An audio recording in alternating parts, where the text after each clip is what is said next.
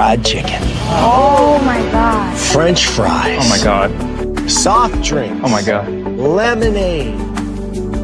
And for dessert, cheesecake and blueberries. Oh, I love cheesecake.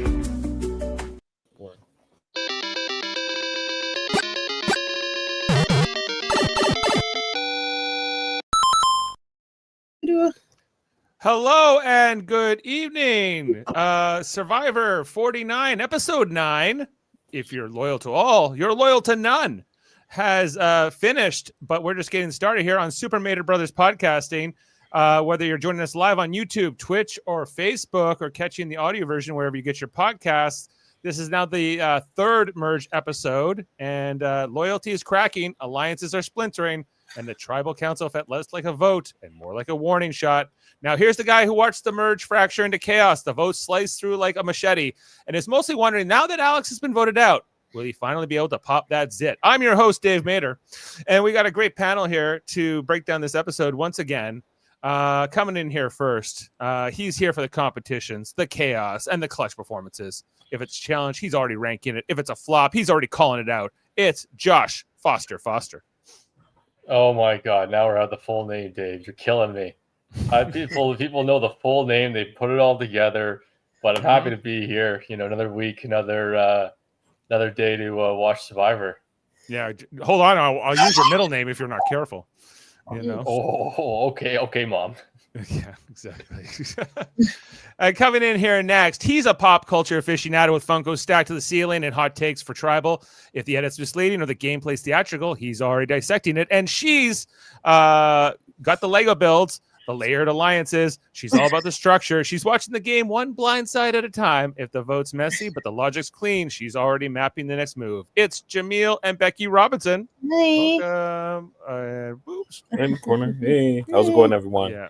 Hi there. Welcome. Glad to have you both with us. Glad to. And we are talking, Survivor 49, episode 9. Jason R. Phillips also expected to join us on this broadcast, but he's going to be a bit late, so we'll bring him in a bit. I kind of already spoiled, but just again a spoiler warning: if you've not watched episode 9 of Survivor 49, we are going to be breaking that all down in depth over the next hour or so. And Alex becomes the third member of the jury here. Jaemeel, not happy. Becky also doesn't look happy. Foster, do you have a feeling one way or the other on this outcome?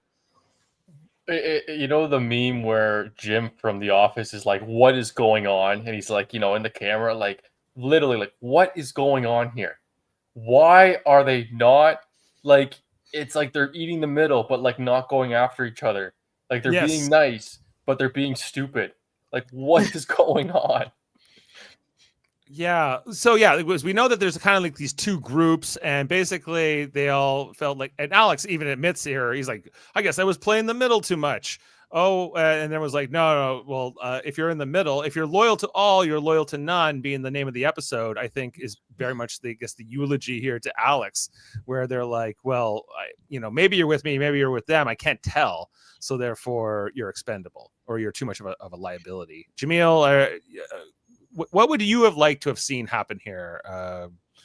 If Alex wasn't the guy to go. People not being dumb. Here's ultimately what the issue is, right? By not attacking the individuals that you want to get out in the end game, you've now made the idol more powerful. You've made the extra vote more powerful, right? And more time before the steal a vote becomes more of an option, right? Or sorry, it's not steal a vote, but like knowledge is power. Yeah. You have a loyal trio that's there, and the strength that you have is your numbers, where you can split the votes, right? And instead of splitting the votes between Soph and Rizzo to possibly flush out the idol / get rid of Rizzo, or Soph, they practically vote for neither, and they vote out one of their numbers. Soph ends up getting more votes than Rizzo here, which is because clearly they thought Sage and Jawan were voting with them, the old Hina side, which was consisting of Steven, Christina, I guess Alex, kind of. Although he was very much kind of a floater in the middle. And who else was voted that way tonight? That I'm forgetting. I voted for Soph. Oh, no, just those three. Everyone else voted Alex here. Yeah. But who? I guess. Yeah. Sage and Juan, I guess, being the swing votes that ultimately threw this against Alex, and somehow Rizzo, 2 episodes in a row, Becky, is able to escape any kind of consequences. He's able to take this target off of him effectively and put it onto somebody else twice in a row here. How's he doing it? I don't know. We missed the first half of the show. I think he's pretty good friends with Savannah, right? And I think I don't know what he's doing. Like, I thought he'd have more votes tonight, and they'd really want to flesh that idol. So I'm a little surprised they voted for Alex. Yeah, but they were. But you saw here that Rizzo was able to work his magic, in particular over Juwan and Sage, which I think was what ultimately mattered the most here. But just hold that thought, as joining us is the host of Hey, Did You See This One?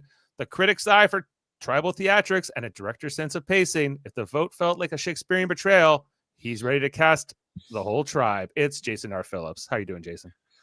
I have a director's sense of pacing. Yes. How's everybody doing tonight? A good episode. I thought so. Well. I'm coming in 5 minutes late here because I had to also watch on a delay, just like Jaemeel and Becky last week or 2 weeks ago. But I'm here. Get used to it. Yeah, and we were glad to have you with us, Jason. And we were just trying to figure out this.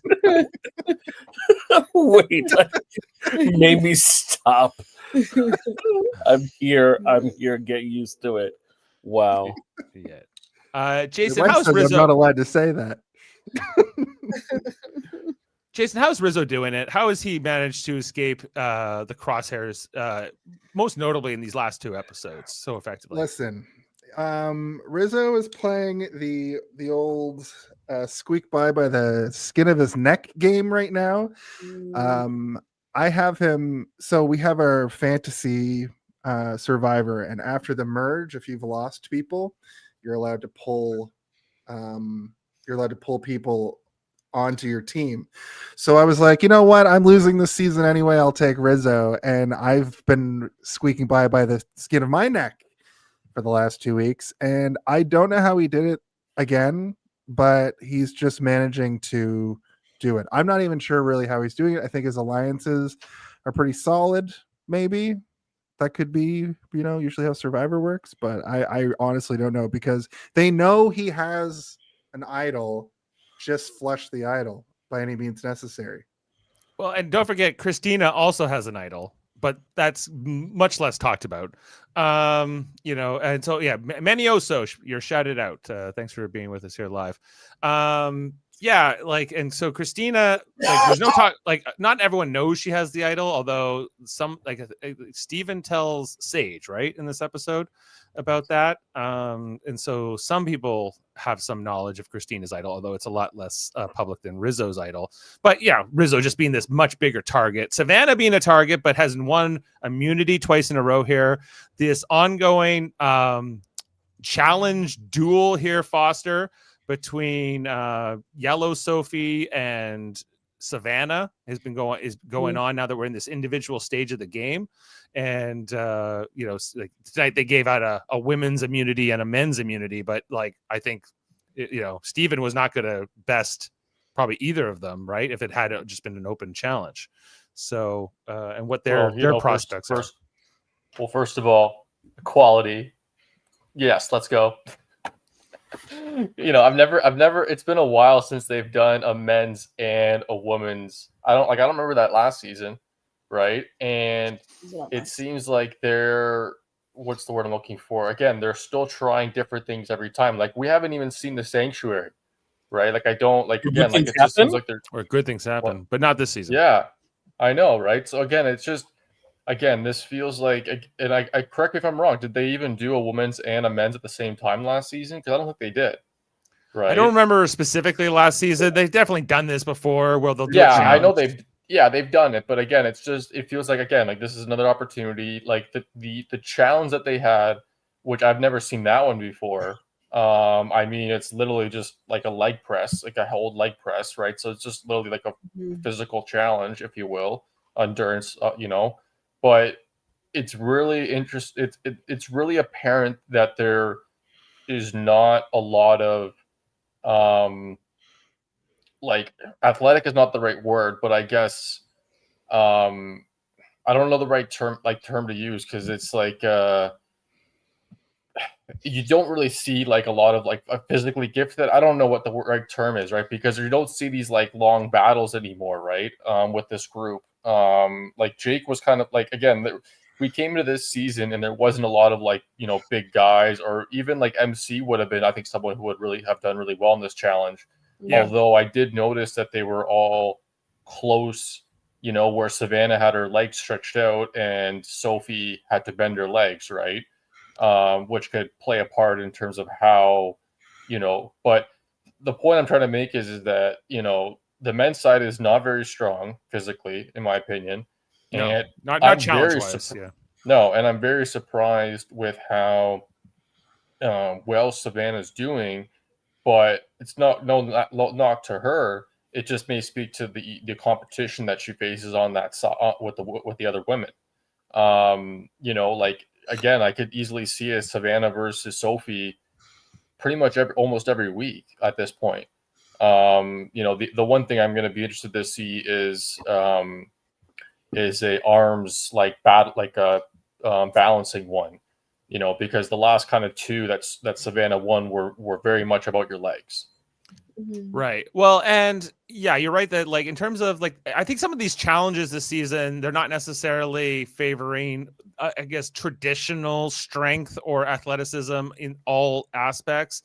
Mostly they're going to endurance challenges in these first couple stages, where it's just about how long can you hold on. This one tonight was a lot about leg strength. It was a lot about ab strength, but just how long can you sit there and suffer. And it definitely it favored, I think, shorter people, shorter legged people than longer, like Rizzo, for instance, who's kind of more of a gangly type. So you see him go out right away in this challenge tonight. And I keep wondering, like, in particular with Sophie, Yellow Sophie, as she's sometimes referred to, like, how much is she like improving her chances of at least being a contender at the end? Because she was mostly invisible for the first part of this game, like pre-merge, and now she's won individual immunity and come close twice now, right? So she's definitely got to be on everyone's radar as a challenge threat. And if she gets to the end, like how much is that going to matter to the jury? They're also focusing up on her too a lot with the edit. I've said this on the show before. She would have been, if she wasn't, if they weren't pushing her so much, she's one of those characters where out of nowhere, it's like, who the hell is this person? But all of a sudden, since she's been doing so well in challenges, they've sort of been focusing up on her. And I can see her going the distance now. I've been having this issue with Survivor, and I think I figured out what it is. And I think the length of the episodes, but the shortness of the seasons make it so they're manufacturing these storylines that feel disjointed, because I'm having a hard time following the alliances. I'm having a really hard, like every episode, it seems like this is my ride or die. We're going to the end together. I'm like, this has never been mentioned before. I don't know. Yeah. Sage and Jawan, like what? They're each other's number one. Like I knew that they had been working together, but I didn't know it was that tight. And they're like a voting pair, and they're locked in here. And I guess Steven was the other one, because we knew his ride or die was MC. Now that he doesn't have MC, he's like I guess it was pour it out for MC. Yeah, MC. She was my MVP. I won my last fantasy season. I'm doing a generational bad season this season. So Well, on that note of MC, because I know Jaemeel and Beck, you didn't see all the beginning of the episode, so I'm just gonna quickly sort of recap what occurred. And they came out of the MC vote, where she was voted out. So everyone comes back, and everyone's expecting Rizzo to be voted out, right? Or largely, that's like the expectation here. And instead, it's not Rizzo. And if it's not Rizzo, they think it's going to be Sophie. But if it's not Sophie, they are then shocked to see it's MC. And in particular, Christina and Steven are shocked that it's MC that went out. And they don't do much to hide that shock. And so Sophie is like, what the hell? I thought, like they're all from the original Hina tribe together, and she's even kind of vocalizing like, I'm not gonna lie, I'm not feeling too confident here about how this reaction is. Like, we're so glad you're safe, Sophie.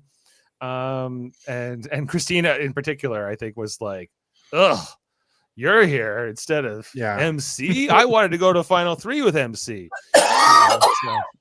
Is there anything I'm forgetting, guys? In that beginning stage where that's pretty well it. Like Sophie comes back, and it's palpable that everybody thought that she was going to go home, and to have MC gone was shocking to everybody. And that's another thing. There's a bit of her talking to somebody later and being like, I went from being blind in this game to getting LASIK, and all of my yellow little blobs are now clear that they all want me gone. So they don't want her gone. They just wanted someone here before her, more than her, right? And that's just her like misinterpreting like relationships in the game. She has an opportunity to improve her relationship now that MC, who was liked more or better connected, but she's taking the opposite reaction to it and just like, well, I guess I have nobody, kind of thing, which is she's like feeling like more of a free agent, or at least she's at the like whatever the old Hina means to each other now, because I guess with MC out there's only like the 3 original, Sophie, Steven, and Christina. And then, from the Red Tribe, you have Savannah, Sage, Rizzo, and Jawan. And then you got Soph and Alex, well, from the Blue, the original Blue tribe. I just mean that she took the wrong approach to the situation, because she's in a better position as opposed to realizing where she was. She didn't realize where she is now.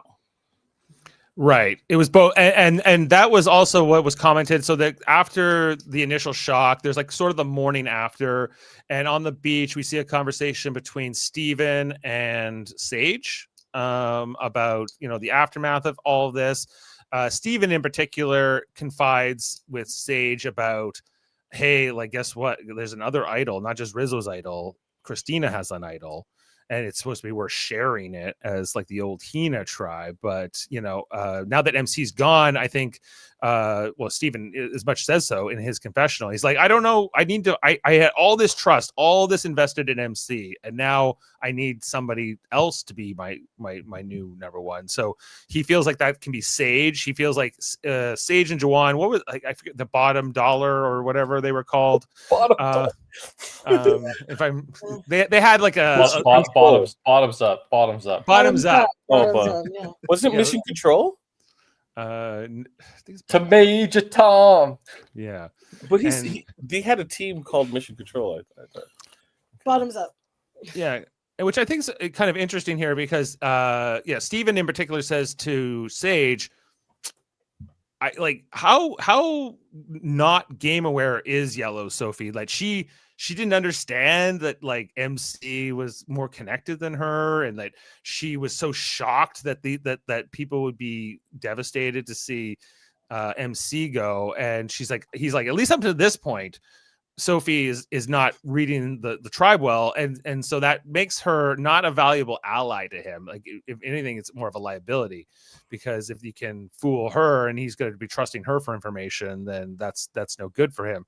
So he feels much better here with Sage, and I think ultimately that's a big part of. Well, I guess it's not though, because I'm like ultimately Steven and Sage don't vote together by the end of this episode. and whatever. Like, But did Cena- they have the understanding that they were going to vote for Alex just in case an idol was put on, and they have that safety net? Because They're there is I believe they told I think if you're Sage and Jawan told Christina and Steven, like, hey, we're gonna vote for Rizzo, right? Because that's why Soph ends up getting more votes than Rizzo here in like the split, because all these votes that were supposed to be at Rizzo ended up going onto Alex instead. And that was sort of the bamboozling of it all. But the feeling isn't that Sage and Jawan are voting with Savannah, Rizzo, and Soph. Not like they're at least not like a locked alliance. Yeah. Like, no, It was a absolutely voting not. block, or what was the voted clusters? What was it? Vote clusters that they're Trust clusters. Trust Trust cluster. clusters they were using for a little while. Yeah. It didn't become a thing. No. Right. Well, I guess like the trust clusters, if you will, like at this stage of the game, prior to even like Alex being sort of this floater, but he's sort of more aligned technically with the Christina, Steven, it was MC group, but you know, so Alex is kind of more with them, and then you have Savannah, Rizzo, and Soph. Yeah. Alex Alex shouldn't have played the middle this early too hard. The whole point of playing the middle is when the numbers on the other side start to go down, right? Yeah. You can realign the balance by using the remnants of that other side that's decimated, plus maybe one or two people from the larger alliance to make a new majority and set the targets at the people in charge of the former majority. That's how you play the middle. You just bounce back and forth. Yeah, it really makes me appreciate, who was it last season? Kevin? He played the middle really well. The one that won. Kyle. Yeah, and he played that like he was the middle right to the end, pretty much. Yeah. And he did a really good job. That's a good point. And if assuming they saw that season, like they're coming off of they didn't see the season, didn't they? Oh, maybe you're right. Maybe they haven't. There's a distinction though, because like you don't want to play the middle and be a goat. You want to still have some agency, right? And I think I think Alex thought he had agency in his position, and I think that he was kind of a victim of circumstance. Like it seemed like it was him or Soph tonight, and really at the end of the day, they should have pulled the trigger on Rizzo, but Rizzo managed to do that thing where he appeals to enough people that he sways it, and for some reason people listen. Yeah, which is crazy. In particular, Jawan, he's very good at convincing Jawan of whatever the mindset is. I think the last person that gets to Jawan is going to convince Jawan how to vote. The last person. I think it's whoever. I think throughout the day, many people try to appeal to him, and whoever gets to him last is going to be the one that sways. So what you're saying is that before he goes to tribal, Jawan just has to look in the mirror and be like, who am I playing for? Am I playing for myself? Oh, I know what's going on. I should go for Rizzo, because he was like, I go for Rizzo, and then just throw a stick for him after you talk to him, and he'll run into the woods and he'll try to ultimate like passenger princess. He's just there for the time. He's an absolute definitive goat in this season, and they all know because he's like Uncle Jeff. He's an interesting character. I will for sure. Like this was a big. Jawan was a big part of this episode tonight. He ends up going. I'm skipping ahead, but he goes on this reward not because he earned it, but because it's kind insane. Given to him by Christina. And as a I guess errand of mercy, in some ways, because she feels so bad here for Jawan. And he has a hard time accepting that, but they're like, take the fried chicken, come on, go get the food and whatever. And he's like, yeah. That's when we came in. We just see him the chicken. Yeah. Pretty passive character still. Like she's not really rocking boats yet. She's just there. I just from our perspective, we asked this question for the last couple of weeks. Do you think Christina could win? No, still no. No. I don't know who she sits with to win. Everybody else has played a better game than her up to this point. She wanted to sit against MC at the end. No. Like come on. Rest in Like, peace. what do you like? You thought you were gonna win? like what world are you winning against MC in the end, Christina? Well, what did Jeff say? Do you think you're good? No, I think I'm great. Is that basically? Yeah, like Christina, she seems like a very nice person and everything, but like in terms of her gameplay, I've been very underwhelmed. She has this idol, but like tonight's episode in particular, where she's like, well, we got to get Rizzo out, and like her the words she says as she shows up her her parchment as she's voting tonight, and we got to have a backup plan, and it's got to be Soph. But does it? What does it have to be Soph? In this situation, like why can't the backup be Alex? Right? And why? What? I think it shows where she sits in terms of her win equity when this is something that obviously was a vote that she was pushing extremely hard, and you can see how well it went for her in terms of people jumping on board. And it was a very lonely and quiet ride because no one was in her train car, right? So I think ultimately she also, if Steven's using the same thought process that he was using for Sophie, Christina also does not have a good read on this game. And really, she kind of feels like story-wise, like she's just holding on to that idol until Soph takes it from her. Yeah. Yeah, with the knowledge is power advantage. Well, and I think that the other thing too is like Christina, who are you working with exactly?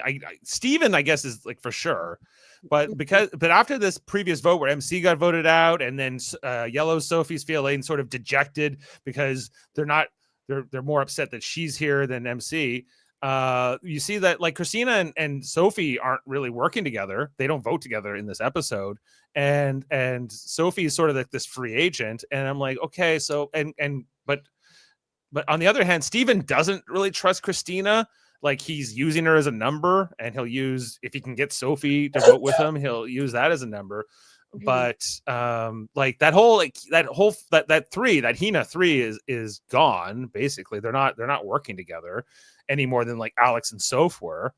And so now it's like it's really coming down to, you got Savannah and Rizzo, and then I guess you got Sage and Juwan, who are all former Red, but they're kind of like the two blocks there, and they're kind of playing everybody else.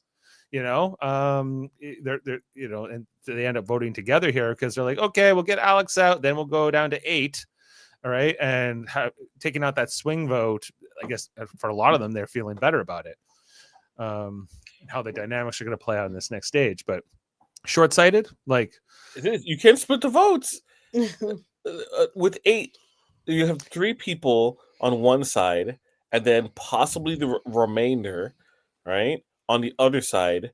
So Rizzo wins or has his idol. You have an extra vote, so your 3 isn't really 3; it's 4 possibly, right? And now you have whoever wins immunity, which, given the track record, could be either Savannah or could be Sophie, who might not be on your side. So, like, just number calculations, this would have been the week to really take that shot to kind of secure, forward momentum. If Alex was going to turn on you, as long as he didn't turn on you this week, you were okay. Yeah, like I just like I gotta give props to Rizzo here and his ability to convince everyone that Alex was like the big threat, and that he was able to convince Sage and Juwan in particular, and that's why he pulls this off. But it's like I'm impressed with the guy, and what he's doing. Is he dealing with stupid players? Yeah, to an extent, for sure. I think, but that's any season of Survivor. You're gonna have smart people and you're gonna have dumb people. No, I don't think he's necessarily that smart either, though. Like, I don't I don't want to give him that much credit. Like I think Thank you. See, You we're on the know, same like, page. No, I agree with Bex and Jaemeel as well. I think that he's like he's got a silver tongue, and he's slightly smarter than the dumb people he's corralled. Or maybe not even equally as smart, just more he can With coerce them. idiocracy. Yeah, it's just. But he has a He's loyal Luke trio Wilson there. in Yeah. Idiocracy, where He's got crashed them. Savannah and he's got Blue Sophie, right? And that trio seems to be loyal to each other here. We see Soph is That's like, true. they try to approach her. Who tries to approach her? Christina, right? Was it Christina? Yeah, I think it was Christina. Was And they're trying to get Soph on their side to vote. We're gonna get Savannah out. She's the mean girl. We gotta get her out, right? And therefore, like, we see Soph goes right to Savannah, and Rizzo's like, they're planning to vote you, guys split the votes and get you out. So just let you know, like, and I know you think you have Jawan and Sage, but you don't. And so, That trio does have a lot of power. You're right. They have the hidden Knowledge- immunity idol, and they extra have the vote. knowledge is power, and they have The extra vote, like, yeah. which becomes even more powerful as you get rid of other people. Yeah. Right? yeah, and Christina could have just said, hey, join with us. We're getting rid of Rizzo. We're putting all the votes on Rizzo, right? And we're splitting the votes. Let's say there was how many people? There was 6 people, right? Mhm. 6 people. We're gonna put 3 on Rizzo and 3 on Christina. And with the idea that don't worry, we have a plan, or lie and say that Sage has an idol or something like that, Well, or like anything to redirect to focus that Rizzo's our main target. We're gonna put those votes on to Rizzo. didn't Jeff say this was the most tactical? No, he was lying. He was straight up That lying. was passive lie, right? I was just like, I was rolling my eyes like crazy It's like, what did during you tribal say? council when he was like, "Oh, this is so tactical, this is so tactical. strategic. Everyone is so just strategic. I felt I was We've like graduated so to a higher level of strategy." I'm like, where? Not with this group. He's watching a different. Does Jeff not watch the dailies? I assume he's watching all of this like a Big Brother character. Oh my God. Yeah, maybe. Like this was the only, like, the second vote where we had this many people voting. Like when Nate got voted out, like that was like 10 or 11 people voting. This had 9 people voting tonight, and on Christina, like, what's driving me nuts about her, and why I agree with you that, like, I would not vote her to win, and I would not even vote her to, like, win, like, favorite player or anything like that, because she's too timid. She's too afraid. She's like, we have to have a backup plan. We can't just put all the votes onto Rizzo. Why the fuck not? Why can't you just put the votes on Rizzo and get it done with, right? No, I don't think I've ever heard Dave Dave. swear before. Sorry.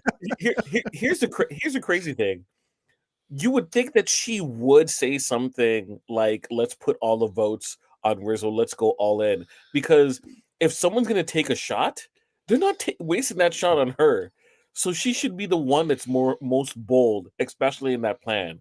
She does not understand her place in this game. No, she does not at all. Agreed. And she's completely unwilling, and she's not the only one. She's not the only player that's like this, but she doesn't want to take any risk. Like, this fear that the players have about, okay, if someone plays an idol or they play a shot in the dark or whatever, and there's like 2 votes and that's how I go to the game, that would be like the worst thing ever.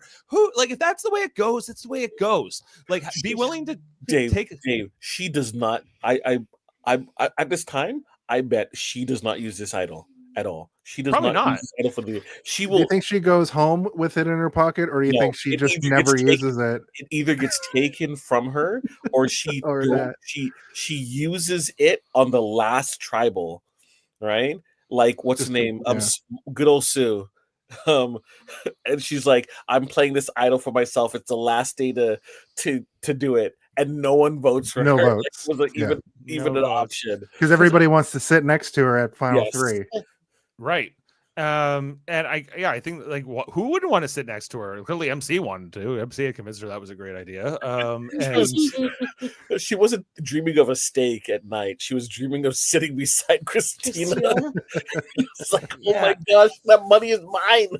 And I'm frustrated with Christina because I'm like, if she made a couple different moves, like I feel like she could all of a sudden become like a contender, like not a favorite to win, but at least like someone who had a chance to get some votes at the end. But right now, like as just an audience member, I'm like, don't vote for her. She doesn't deserve to win at all. Like, she's a tourist. Yeah.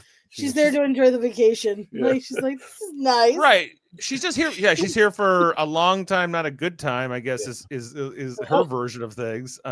She just a long time, not a good time.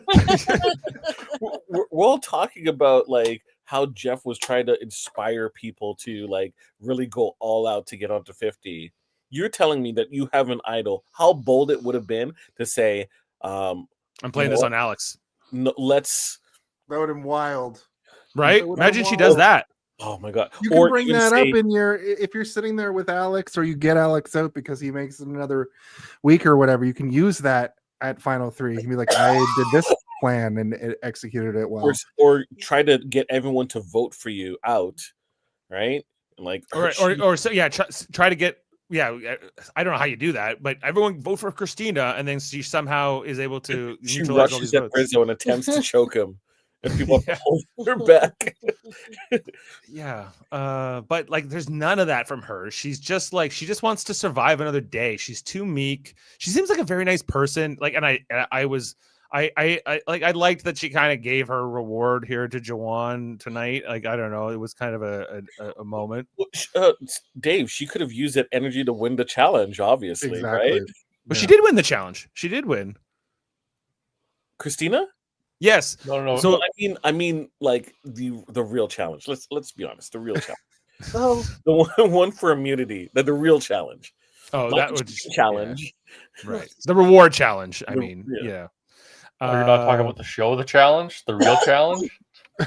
Real challenge. Well, Foster, do you want to talk about this reward challenge? Because we're probably in that part of the episode tonight. We can. It was. They had to move a box around, and they had to eventually. This was probably one of the worst I've seen this season. It was terrible. Like there was, like nothing like untying some ropes and then throwing a hoop and rolling a box. Like there was also the third pushing challenge this season. Like and like crawling through that. Like if that was a minefield, that would have been interesting. But there's no mines, Dave. Like this is, it's just soft, pillows they can just, take with them back to camp. You know what I mean? Like I don't like, take a nap during the challenge. Like it's interesting because I was thinking about towards the end of the episode, and it's kind of reflective of what you said, Jason, about a shorter season with longer time, and how the producers and. Like sort of on that note, like I thought to myself, like this is the first time like I've ever thought to myself, like I feel bad for the producers in the sense of like there's nothing to do with this footage. They basically showed the whole challenge uncut because it's so short. I get obviously like there's production. Like don't get me wrong, like there's a production issue, but the producers as it relates to cutting it and showing it, like it really shows their flaw of an hour and a half episode because first of all, the cast is not very good in my opinion right now. Like at this point in the season, right? It's not like in what way? Well, if we're okay, because again, like MC and Matt isn't there anymore. That's I'm sitting up here because I'm sitting up here because he's heated. Yeah, I'm heated. Well, I'm not gonna drop as many F-bombs as Dave, but No, but it again, like when you watch Survivor, you compare to the previous seasons, right? Especially with this podcast, plural, right? Seasons plural. And if we're looking at this time of the season versus last season, right? Last season, far more interesting when it comes to characters, right? And right away, you just talk about, Kyle, Camilla, Joe, Ava, like right there, 4 right there, right? Like, and 3 of them are going to 50, right? It's not, again, like, and then you look at this season and it's been so lackluster. Like the fact that like Savannah, who, you know, is on one hand just not a great watch, but also like the only thing to watch, you know. So, you know, and you you're rooting against, because, you know, again, we talked about how she would be on the villain tribe if it was heroes versus villains, right? Just the way that she plays. But again, like there's not a lot of charisma. Like there's nobody you're wanting to see in the diary, or the confessionals, like we've had in the past with I can't remember her name. Like she did the podcast or whatever. I guess there was some issues with that or whatever. Post her show, we thought she was going to come back. I can't remember the yeah, It's yeah. my favorite. Oh, I can't remember her Carolyn. name, but like Carolyn. But like there's nobody for Oh, yeah. confessionals. There's nobody that's like last season you saw how like on top of the game mentally both Kyle and Camilla were, like the way that they were talking. Like there's no, again, like you said, Jason, the show there's no direction because the players don't have direction. Even right? Kyle and And Camilla last season, they buried the lead on their secret game they were playing, and that's what I was thinking of tonight when I was like, they're just manufacturing these like moments instead of showing how these alliances come to be. Just suddenly they're together. Last season with Kyle and Camilla, they were like all of a sudden they're together and they've been working together the whole time and orchestrating everything, but we never really saw any of it. And then Kyle ends up winning because of it. It's a really bizarre way to do it. And if you have an hour and a half or even 2 hours an episode to set all this stuff up, I don't know why they seem to be spinning their heels with this so badly. And I think it's because in the old seasons, when the show ran for like 3 months and there was way more episodes, 2 or 3 more episodes, and they were out there for longer, by the end of it, they're going crazier. They're getting a little bit more loopy. So there's more entertaining stuff to see around this time and beyond. But now they're like wrapping their games up. There's only what 3 episodes left, 4 episodes left. So they're all in like focused up game mode. They're getting their food rewards much closer together. So they're all fed now. It seems like the rewards are all very food based towards the end of the season. Very food based, yeah. And for dessert, cheesecake and blueberries. Oh, I love cheesecake. It was so hilarious because just before we literally started the pod and you were playing the food stuff on the countdown, we were literally talking to our daughter about she's like, oh, I want something to eat. It's like, what do you want? She's like, I don't know. And then all you hear is the countdown going, cheesecake. I want cheesecake. Fries. She's like, does Dave know? Dave know? I want some fried chicken, some French fries, and some blueberry cheesecake, please. I was eating a delicious turkey dinner leftover from Friendsgiving last weekend, and on my screen is Sage talking about once again saving blackheads in a jar, and I'm like, why? I don't need to hear that. I like Sage, but she's now mentioned this 3 times. I hadn't picked up on this until tonight, and then Jane had to explain to me. I'm like, wait, she's taking blackheads out of like her skin and she's putting that into a she's jar. a hoarder. She should be on my freaky addiction or whatever that show is called. I say what you will in this Sage versus Savannah thing. I'm on the Savannah train. I can't abide. Oh, you don't like Sage? But she's a wolf, baby. She's a wolf baby, but she's collecting blackheads in jars. Like, did I lock in Sage? I would rather that than. Did I lock in Sage or Sophie, Dave? This is a good. I'm. And I just want to say I have a different take on this cast than I think the rest of you. I actually think this cast has been more entertaining than last season. Dave, I'm kidding. Go ahead.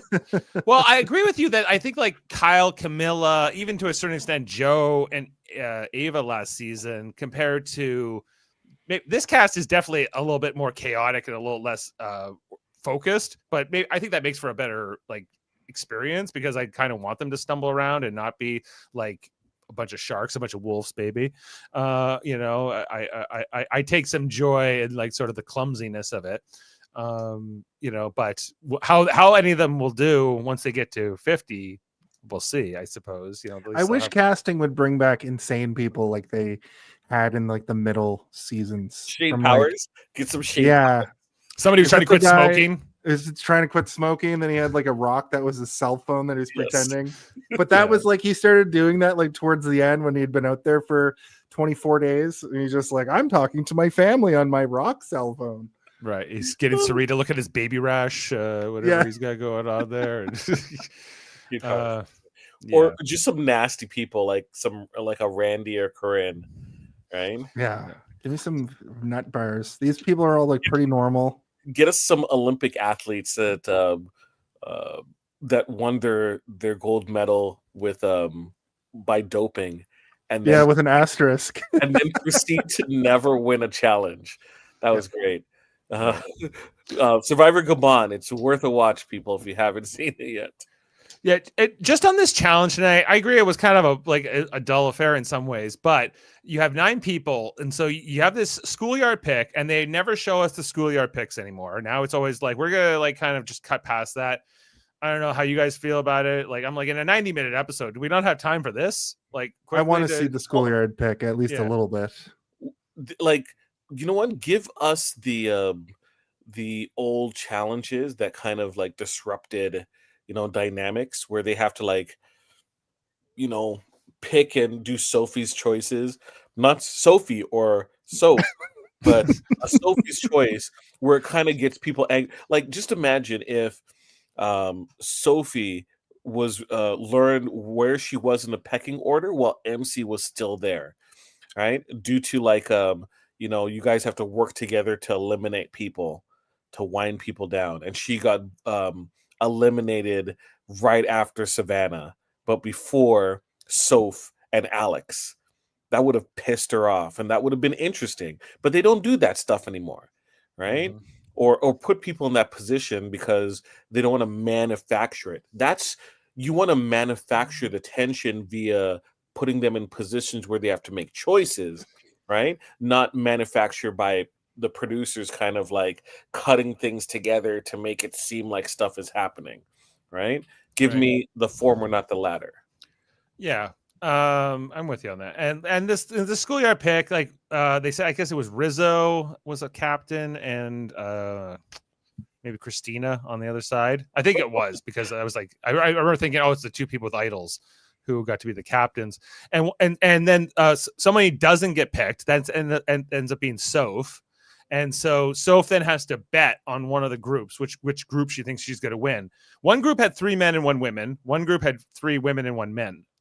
And so Soph chose the team with the 3 men that had Rizzo, Jawan, Steven, and Christina. Was it? No. Christina wouldn't be on the same team as Rizzo. I'm trying to think. I think it was maybe I can't remember. I don't know who the woman was on that on that squad for the Sophie. No, Sophie was on the other side. Savannah. Maybe it was Savannah. Sage. It was Sage. I guess. Okay. Yeah, it was Sage. Okay, and so so Soph ends up betting on that team. They lose. It comes down to the hoop toss here, Foster. It was kind of like it was Jawan and Rizzo kind of alternating on the other side, but and then it was Alex who was kind of carried it for his team in that part of the challenge. But again, like just a very short challenge, like not a lot going on. Like again, like I understand, like I don't know, like again, like it's like we haven't had a puzzle in a while either. I've noticed that. My wife looks at me tonight and goes, "Man, I wish they would just do a challenge with 8 puzzles in a row." That would be kind of fun. The gauntlet, the puzzle gauntlet. Yeah, let's do it. Or like, or that would be, or they do. Well, no, like they do like that. Actually, that'd be really cool. Actually, so they have 9 contestants. They do a puzzle gauntlet. So they go from like 9 to 8 to 7. So one person gets eliminated each round. But they're like, and they're simpler puzzles because you could do that. Like if you do like a really simple type of like initial puzzle where it's like I don't know, like you have the different lengths of like, pole or whatever, right? So you have to make this, you have to combine two to make the same, you know what I mean? Like very simple, like, and they've done some of those with with those what are those challenges at the beginning? I forget. Sorry, the journeys or whatever, right? Like sometimes those can be very simple, right? And so like you could easily have done those as sort of like, again, that'd be really cool actually, Jason. Your wife's onto something. A I'm puzzle not gauntlet. yeah, but yeah, I want it more complicated. I want 9 puzzles, and there's an extra piece in each puzzle, and you need that extra piece IKEA to finish furniture. the next puzzle, right? But there are puzzle pieces that are can be used in both, and just to throw people off. Right? That's what I'll raise you. I'll raise you an extra puzzle piece, Jaemeel, and I want them to be standing on a little pedestal, right, over a ring of fire. Ooh, So like if they fall off, then they get burned, and they have to run to the water. And if they run to the water like a coward, then they're out. And then the final two remaining have to fist fight each other. Yes. So we call it a Ring of Fire, Michael Scoopin, Brandon Hats hands match. Right? I do miss some of those physical challenges. I got to tell you, Rage in the Cage. Yes. They used to do like the things like they do like the wrestling, or like they have, or they'd be like up to they'd have to play basketball, but up to their waist in water. Mm-hmm. Oh yeah, well, like they just have like that bean bag, and they had to like kind of push people off, but they've gotten rid of all that. Yes. Well, that's what I really like about Sage and Savannah facing off against each other. That would be fun to watch. Wolf. Well, like, that's the big thing that I really, really enjoy about the TV show, The Challenge, like, is the competitions they have are like that. Like, their staple challenges, like their eliminations, what they're called, right, at the end, right? So you get voted in, right, but it's an elimination instead of like a vote out, if you will, right? And some of them, they're called headbangers, right? So like it's literally like one's called like hall brawl, so it'll be a narrow hall, one's on each end, and they have like football equipment on, and they have to run through the other person, right?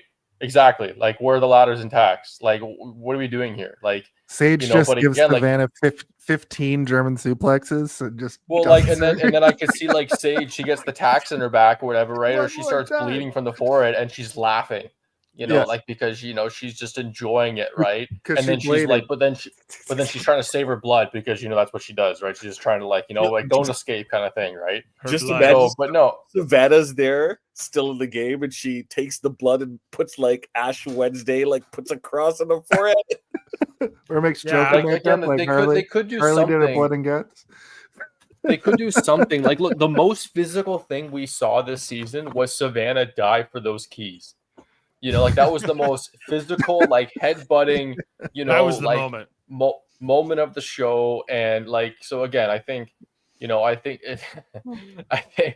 I think they need to bring back, not bring back, but they need to bring some sort of like physical competition, like earlier on in the season, if you want to do it when they're a little bit more, uppity, uppity and stuff, right? They got more, got more skin on them, or meat on them, right, if you will, right? And meat on those bones, and make it a little. But like, no, I think you said about the wastewater one. I think that's really good idea. Like, I've done that before. I've seen that. But they've got to, again, more gauntlet. Well, why not both? Worldmind. Why not both puzzles and gauntlet matches? Like, again, I think that we've like, what I'm saying is, like, I hope Jeff Probst is listening to this, and they can incorporate this in 51, because I know 50's already been filmed, and because I know this is the best one. This is the best podcast in Canada, right? So, Jeff, we're doing this for you, man, because we care about you. Not Jeff Mater, because we don't know who that is exactly, but Jeff Probst, no, shout out Jeff Mater, the other Jeff Mater's spinning in his grave over the kumbaya-ness of this season. Yeah, well, he would totally be. This is the time to announce that it's not the Mater Bros podcast; it's the Mater Bro podcast. We've dropped the S. Jeff needs to just record a video, just ranting for like 20 minutes about how much he hates this season. I try to get him here, but he's He Mr. can record it, and we could just play the video. Yeah, he's Mr. Workaholic these days. Working his Or you know what he moonlight. does? He does a reaction to the reaction podcast. You know, those guys are soft in the podcast. They're not being hard enough on these contestants. This is ridiculous. You know, and He'd be with me with this whole Christina criticism, I'm sure. oh, he would. Well, he exactly. I think you buyed him tonight a little bit, right? And I think that if Jeff were here, he'd first of all say that not only, again, like I said, he'd say not only is this cast kumbaya soft, but he's going to say, guys, like all of us here, are soft, and we're going too lightly on these contestants. How did you look at the move from, like, I know we've brought it up a couple times, but Christina choosing to give up her spot in the reward to Jawan, who had not been on any kind of reward, and she felt like he's always at camp trying to keep everyone positive, keep everyone feeling good, and so that this is kind of a thank you she's giving. Is she being weak, or is this a good move for her? I don't think she's being weak, but I do think it's dumb this late in the game to give up food and give it to somebody else. I don't think it's necessarily like, I don't understand why people give up these advantages when it's like, that's part of it. Being fueled in Survivor is one of the biggest advantages you can have, especially when what are we at, like day 15 or something? They've been out here starving for 2 weeks now. Yeah. That's my thought on it. A great. So, on one hand, first of all, and to try to be very vague, unless you know directly what I'm talking about. But I'm surprised that Christina gave up the reward, and Jaemeel was hesitant. Or sorry, not Jaemeel. Sorry. I know. Look at the face. No, don't confuse. Jawan was hesitant to take the reward, if you know what I mean. Wink, wink. But with regards to Jawan, I feel like I would be in the same position. I would want to earn my place to get that reward. But then I thought to myself, though, if I'm Jawan, how would I feel if I haven't eaten anything? Right. And just to cave and be like, I'll take it. Right. Because I would definitely want to earn it. But again, you're not in that position that he was in where well, you know what? I can't do this anymore. I need food. You don't want to, who cares about earning it?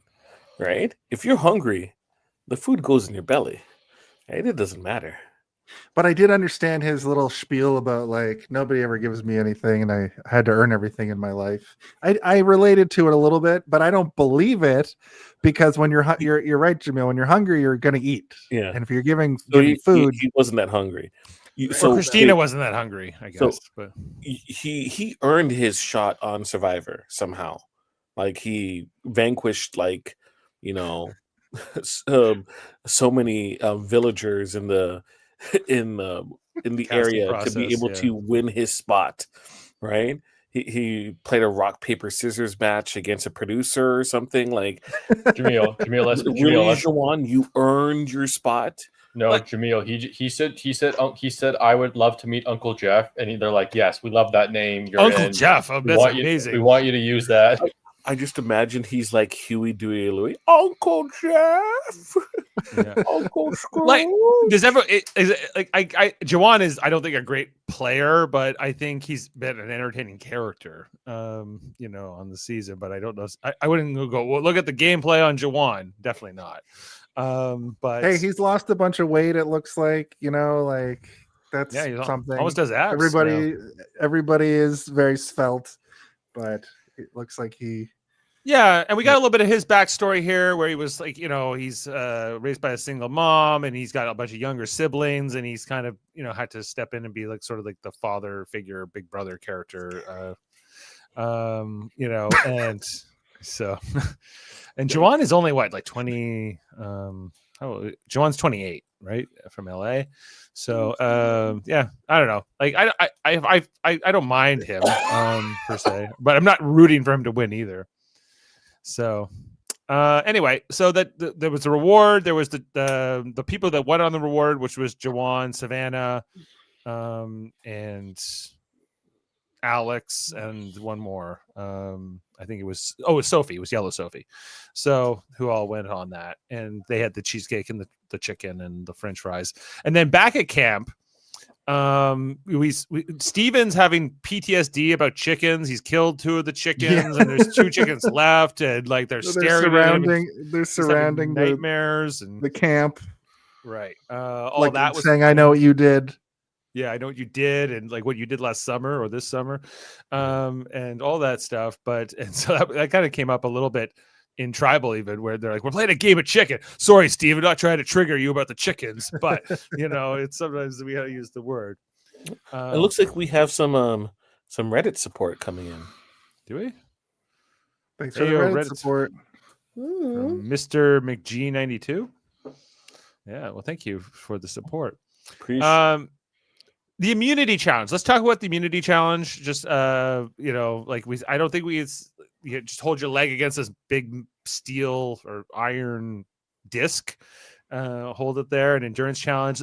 I thought it was interesting that they chose to give immunity to a man and a woman tonight. I don't really understand why they needed to, but lols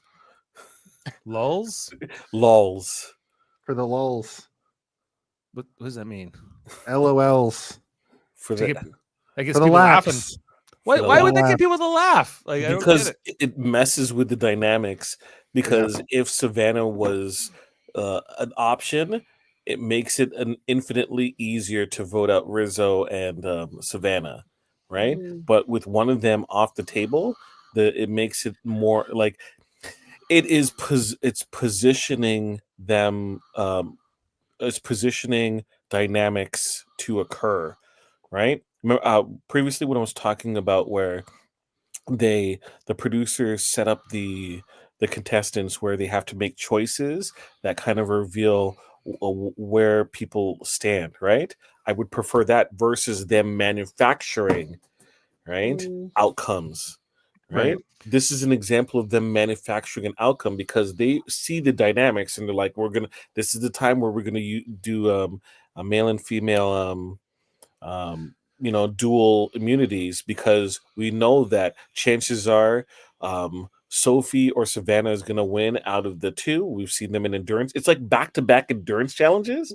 Just imagine if it was a physical challenge, like a physical force challenge, and the head boy, whatever guy that they were really positioning as like a star or something, won it the first time and then seemingly won it again. The streets would be calling for production interference. Yeah. Right. Yeah. I feel like something happened in this game where with Jake going home and then 2 tribes getting just decimated, the way things shook out, they had to make it like that season. There were 2 or 3 after COVID where every episode seemed to have a thing happen. I think by happenstance, they've had to make there be a shakeup or a thing happen every episode because of the way that people voted early in the game. I don't think it was supposed to play out like this. Like, remember, for instance, a few episodes ago where they're like, well, we have a game set up for 3 teams, so drop your buffs, I guess. That's what we're doing. Yeah, I think this is intervention without being intervention, like what I think Jaemeel is saying. I get, but I'm just trying to think. Let's say with the producers, they want Savannah to stay in the game as long as possible, and they also maybe want Rizzo to stay in the game. So they were hoping maybe Savannah and Rizzo would win this potentially. That's not what happens here. Only one of them need to win, or maybe it was given, or only one of them needs to win, and then because if Rizzo won it, Rizzo could give the idol to Savannah. Right, or he could give his idol to Savannah if they felt that they were gonna possibly, be challenged. Mm-hmm. Yeah, I guess, or was this always the plan that there was always going to be a man and a woman safe? We'll never know. Stephen I wouldn't he didn't have to keep going once Jawan was out, who he was down to but I don't know. Like, would I think that Savannah probably would have beat Steven, and I think I think Sophie as well. But I would have rather them just play it open. Like, I don't know. If this seemed like it was not necessarily harder for men or women, from what I could tell. There was no indication for that here for me. Like, but I don't know. Well, I can't say I can complain too much because in the draft, my two picks here, Steven and Savannah, were the two winners. So I was feeling pretty good after this. And I was like, hey, I'm not losing anyone tonight. So Do you guys find that Steven just looks like a regular man is playing Survivor the way he's dressed? He's like, I'm going to the bars tonight also, He's but you a guys can man, sleep on the beach. manly man. he's the man with space facts, as in this challenge where Jawan's like, talk about space. I don't need to hear Jeff Probst say, like, you got to dig. You need to get in there. He's the new Christian Hibiki. Do you want a space analogy or a kangaroo analogy? Well, there was Christian, and there was that other guy who won, or he was supposed to win. Remember Carson? Remember, like, in the Carolyn season, and he ended up Christian is gonna be in season 50, so maybe Steven and Christian could space nerds have unite. Well, he's a physicist, right? Astrophysicist. Sorry, an astrophysicist. Yes, but I think Christian Hibiki is just a physicist. Okay. So just a physicist, just a run of the mill theoretical Just physicist. imagine like an endurance challenge where both of them are just sprouting like scientific facts, and Savannah's like, "Oh my gosh, my head is gonna explode." I just hope Jawan's there to go. I don't know what they're talking about. The way that they framed that is Sage left the game so that he would stop saying astrophysicist facts. That's the way it looked. She dropped and she made a face.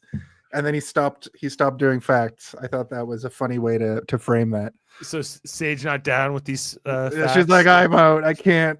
I'm gonna go It's back. not about blackheads. I can't talk about this. So I believe in the firmament. Yeah. Sage. So Foster, you've been quiet. Anything else on this challenge, like this immunity challenge, how it played out? Any final thoughts before we move on? No, I think I covered most at the beginning of the podcast. I mean, yeah, like it's again, I haven't seen this one ever before. But again, like, it's been a lot of endurance, which is typically the case. Like the one I'd like to see is, which I like, is when they do the wrist hold, where the weight is a predetermined percentage of your pre-game body weight. Like a bucket of water. Yeah. So it's like all in the same, like, yeah. So this one, like, they all have the same amount of weight stuff, right? Like if you're taller, like you're at a disadvantage, right? So, I mean, like that's kind of something that I'd like to see as it relates to, kind of on the same playing field. Like I'm anticipating the next, there's going to be some balancing ones coming up, because that's all, with the long poles and holding stuff. Because that's usually, the case. They did one earlier with the high pole, and the ball, but. I mean, again, like they have to try to figure something else out in terms of changing it up, because we've seen it happen in the regular challenges, but not so much the immunity challenges. We haven't seen a game in a long time that goes like 5 hours, which probably sucks for them in production. But for me to watch that time elapse and watch the people on the bench, just like, that's entertaining to me to watch them being just tortured. Like, have to wait for this to end. Yeah. I'm waiting for the food challenge when they have that long thing and everyone's like, "Oh my gosh, this is great. Keep going. I'm just gonna eat more chicken." Mm-hmm. Yeah. There are those ones. Mortal Kombat over a spike pit would be really living it up. I think we covered that earlier. I think that's pretty much where we went with it. Yeah. A ring of fire. Now, like in terms of like all the tribal stuff that came after the immunity, or like we kind of covered a lot of that was like who the targets were going to be, and I was just kind of mostly amazed that Rizzo was so confident that he didn't have to play the idol. Like I was like, you should play it anyway, even if you're pretty sure Jawan and Sage are going to vote you. But he's really going for it. He wants to hold on to that idol till he can't. And we'll see if that ultimately is his undoing or not, or if at least he's willing to take a risk compared to like Christina, who I'm very critical of, not willing to take risks. Like at least Rizzo's trying here. She's not even in a position to take a risk. Rizzo could win Survivor with the game that he's played recently. You know what I mean? Like on the stand at the end, he could be like, I squeaked by every single moment with my actual survival skills and my ability to outplay. I think that he's got a winning game on his hands. If he can keep going with it, he could fly way too close to the sun. His wings could burn up and he could come soaring down and explode. He's Icarus. Exactly. He's Icarus. Well, like on Christina there, like, is she in a position to take a risk? Like, she can play the idol on Alex, for instance, if she really wants Rizzo to go here, right? Like, you know, put all the votes on Rizzo. Don't try to split the votes with Soph, and put all the votes on Rizzo. Play it on Alex. Like, you know, like that would be. She'd have to have knowledge of what they're doing too, and I'm sure she didn't. But knowing our luck, if she put the idol on Alex, Soph would go, right? And then Savannah would find the idol. Just be like, oh my gosh. And for all of this, we haven't really talked much about Alex tonight. And like, what did he like? We know he played the middle, and that ultimately got him burned here. But like, I don't know. Since Jake has been gone, he's been a non-factor. Yeah, he's really been sort of not a, like, I was like, good, see you later. Like, I find you less entertaining than Christina. Wow. And the, you know, like, the most entertaining thing about him in this episode was that zit. And I was just like, God damn, this zit, he's got to do something about it. You know, like, it needs to be, this is a better, it was getting bigger in tribal, I thought, or maybe it was just the fire glistening on it. Right. But I was like, this is painful. I was like, what? Sage should get in there and like put it in a jar or something. And, you know, right. It was just, POV or Jaemeel is just squirts the camera. Yeah. Right. Let's just listen to Alex's exit here, if there's anything we can garner. I can't say I'm surprised, honestly. I was a little too loose at the lips, and that's why I'm sitting here. I just am extremely grateful for this, and I know that everyone at home calls me a softie, but I killed 2 chickens, I brought home 4 fish for my tribe, and so I'm a lot tougher than I might think I am, and I know I'm a stronger person because of being out here. What did Rizzo write? What was the number he wrote? Let's hold on. Let me have a look here. 6. 6 7. 6 7. Was it the Pokemon number for like? Juwan wrote the number 3 on there for some reason. Because he's Todd Ingram, obviously. Is it his Discord fucking handle number? Hold on. He wrote. He might have. Okay, yeah. Let's see what he wrote here. I'm still trying to decipher it. Enhance. Enhance. It says, yeah. It says Alex number 4 for Bob. Great. We're getting shout outs in Survivor now. I guess. I want them to bring back #blindside. Put that up on the screen like they used to. Alex with a tie, and then there's the third vote here, or the number 3 written by Jawan for some reason. Anyway, I don't know, Alex. Like, I don't know. I killed 2 chickens and 4 fish, and that's how I'm showing I'm tough. And I was just like, you know, like I agree that after him and Jake were split up, he became very much a non-factor. At best, he was like this extra vote for the Hina group at times. But yeah, he's like, I talk too much. I said too much. And then as he kind of says this on the way out, as he's getting his torch snuffed, like they're like, well, at least he knows he was playing in the middle. And that's why this all happened. And like, in particular, Rizzo had like the most dramatic response there. And yeah, like that's Alex joins the jury. We got, I don't know.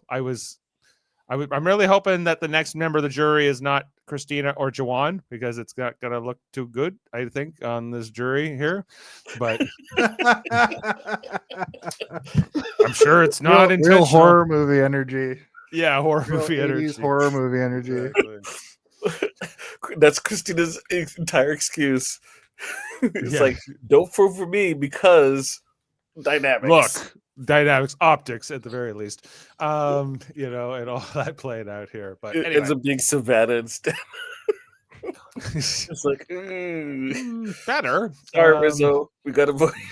Sorry, Rizzo. It has to be you. Sorry. Yeah. Yeah. Yeah, sorry. Technically, it's like if the woke has its way, either Steven or Rizzo is gone next. Yeah, this is reflective of Trump's America. Yeah, well, this was back in what? This was before the election, right? Steven's like, I'm part Puerto Rican. This was filmed this year, right? Oh, so they already know. Okay. Well, anyway, so let's just look ahead to the next episode. Well, I guess, and just crossing off Alex here first. Who had Alex in the draft? Jen. So Jen is done. Sorry, Jen. She had Alex and Nicole. Remember Nicole? No, I do.